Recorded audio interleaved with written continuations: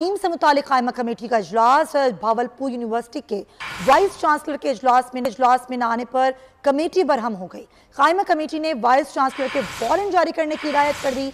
Vice chancellor Islamia university किसी की नहीं सुनते, ऐसा कह रहे हैं चेयरमैन HEC का।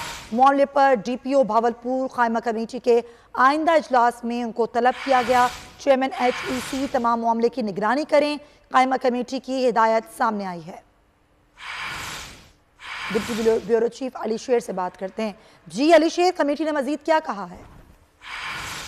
जी बिल्कुल, बहावलपुर में जो मोबाइल से नाजेबा वीडियोस मिलने का मामला है वो कौमी असम्बली की कायमा कमेटी बराए एजुकेशन जो है उसमें पहुंचा है और उसमें सैयद समीउल हसन गिलानी जो है वो चेयरमैन थे।